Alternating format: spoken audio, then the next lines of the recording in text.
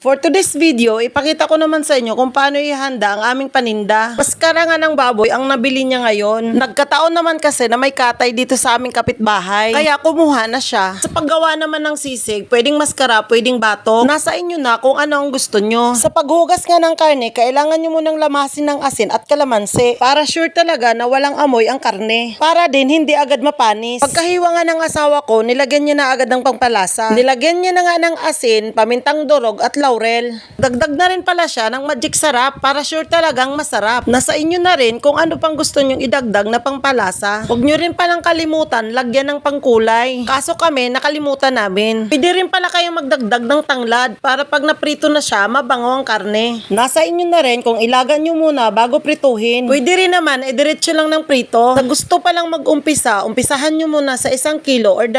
Aralin nyo munang mabuti kung magkiklik ba sa pinupwestuhan nyo. Dahil kung mabenta naman ang pinupwestuhan nyo, pwede na kayo agad magdagdag. Sa mga nanay naman na gustong sumubok nga nasa bahay lang, pwede nyo na rin namang i-post online. Tip ko lang pala sa mga nanay, saka nyo lang lutuin pag may order na, para hindi lang masayang, para iwas lugi na rin. Pagkatapos ngang naprito lang, tinadtad naman ng asawa ko. Yung tamang tadtad lang din pala ang gawin nyo. Huwag masyadong malaki, wag din masyadong maliit. Maghugas din ng kamay ha, bago magtadtad ng karne. Pagkatapos ngang matadtad ang karne, binalot naman namin ng tagi-isang order. 100 grams nga bawat isang balot. Pwede rin naman na hindi nyo nabalutin. Kung kayo lang din naman ang magbabantay sa pwesto nyo. Mas gusto kasi naming binabalot na lang ang karne para pag may bumili, kuha na lang ng kuha.